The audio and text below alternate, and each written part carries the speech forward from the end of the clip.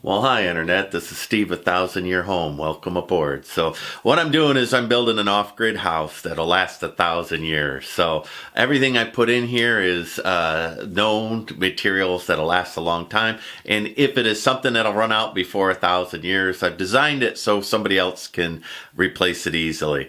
For example, you're looking at a sink wall in a bathroom right there. This cedar. I've got cedar posts. And then I have conduit running for the electric. So in 100 or 200 years, probably 100 years, when the wiring gets brittle, somebody could just pull it out, run new wiring. So let me see if everything's in here. Almost everything's in the box. Let me go up just a little bit. What I have here is all the electric that'll go above the sink. So I'll have a ground fault electric switch here, a ground fault, I meant to say outlet. This switch on this side will turn on the sconces, and then I'll have a switch over here that will turn on the light up there that'll hold front lighting for the a chandelier that I have. Let's do a staging here so we can all see. What I want to do is get this ready for drywall, so I'm going to run some boards in it so I can mount the mirrors and the medicine cabinet, whatever needs to be mounted. Normally you would put a piece of plywood in there, but I don't have a piece of plywood, so I'm going to use mold resistant drywall, and I'll just put boards where I know that the mounting points will be. Let me go ahead and stage this up and we can all get a good feel for it. Today was a day that started out sunny and bright and after a week of rain, and it looks like it's going to rain again. 6% chance, and I guess Mother Nature is going to catch that 6%. So what I'm doing is just doing a mock-up here. And it is a 100-plus-year-old ice chest. If you take a look inside of here, you can see that there's the metal. Probably that's lead paint. I'm going to bet. So I'm going to have to seal that. And then inside is where you would have put the ice back in the day. So it's made of oak and going to last a long time. My original idea was to use this as a sink, and then I thought, well, I might use a poured countertop across the top. Then I went and bought granite that didn't fit.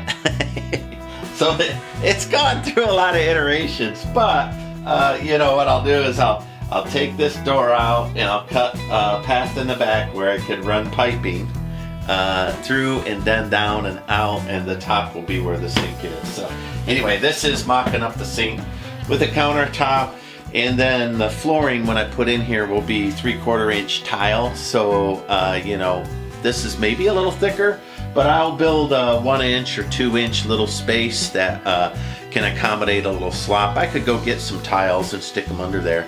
Maybe I'll do so. So these are the tile that I bought, and they're like I say, 100-year-old French style. So go like that. They might go like that. I'm not sure, but anyway, let me go ahead and get a couple more. We'll mock it up right. I'll do a full mock-up. All right, as you could see, I could have just mentally added 3/4 of an inch, and I would have been there. But we'll do a little more formal mock-up.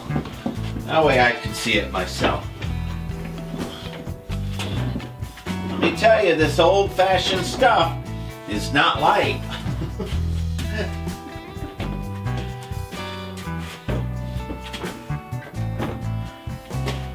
Imagine a 150-year-old refrigerator that would still work. I bet you I could put ice in this thing and actually keep things cold. All right. Well, there we go. It's at about the right height.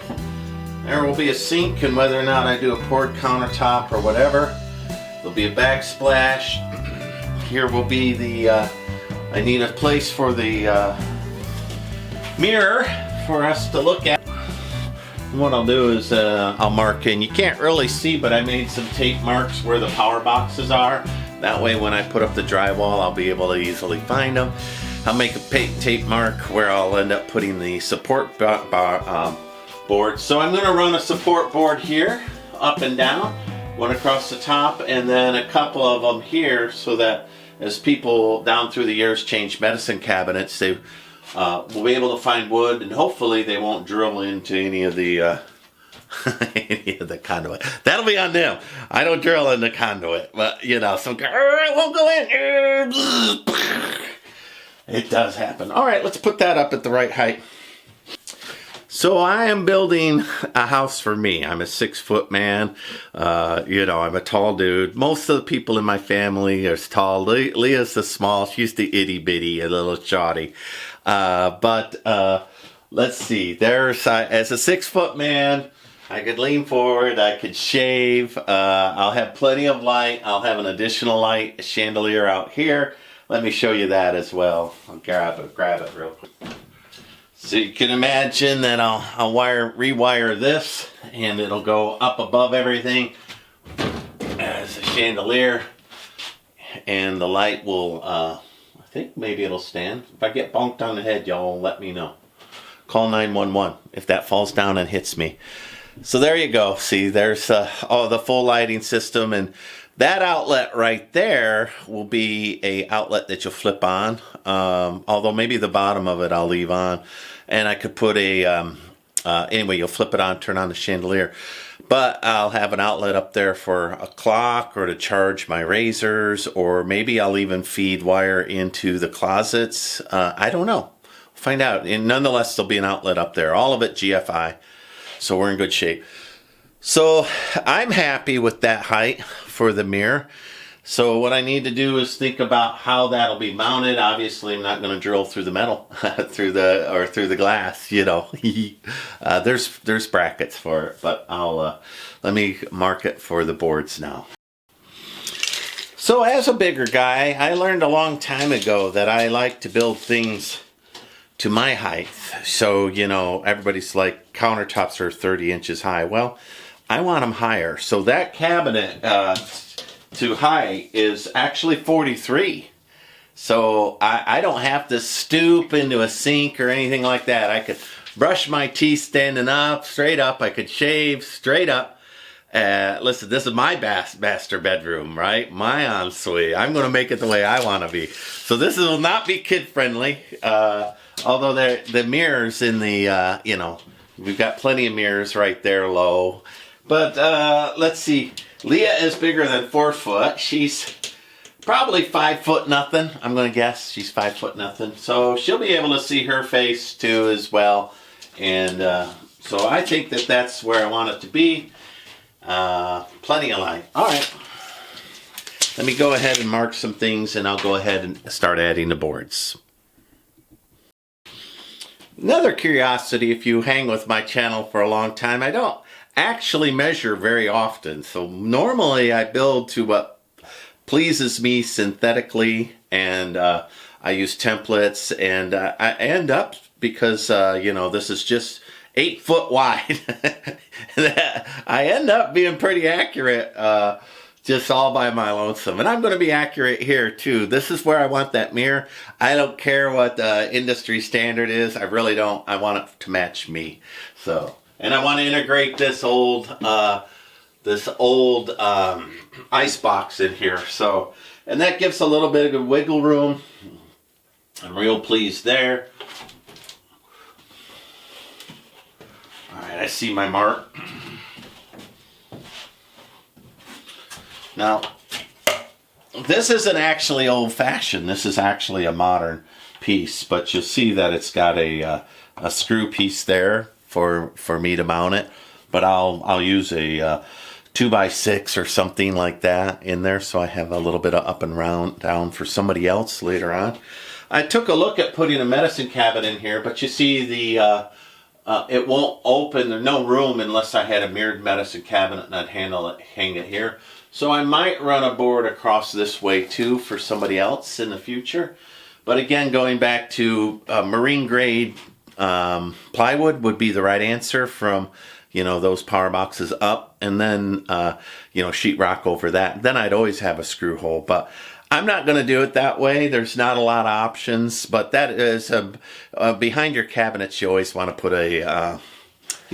put a piece of plywood. That's the right way to do it. Then if you move a little bit, who cares, right? You're not drilling all over looking for a stud. But I'm going to be drilling all over looking for a stud. Did somebody say stud? Get that humor. All right, let's finish this thing up. I like my blue mock-up.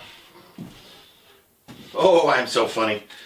Let's get the thing that'll give me blunt force head trauma down. Big wrought iron. And this will be mounted up on those beams through here with lag bolts, and that will give dimensional stability to the inside of this, because I'm going to do a poured roof, and the stairs to the roof will be right on the other side of this wall. So that's why the cabinets are here. So these are, 4x4 cedar posts.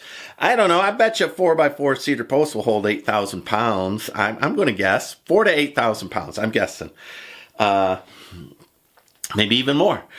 But anyway, I've got 1, 2, 3, 4 per cabinet. I got 2 cabinets spaced apart. So let's take the low number, 4,000.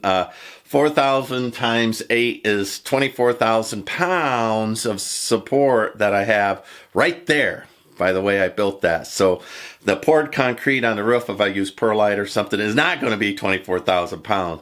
But in this area above it, there'll also be a exit as you come out on the top of the house in Spanish Mission style. I think I'll use some carved Spanish pergola is what I'll do, and I can find them. I'm not just making that up. I've seen a few of them here recently too. So a little Spanish carved pergola panel put up on the roof to support my exit where the door comes out onto the rooftop balcony. All right, let's keep doing this project.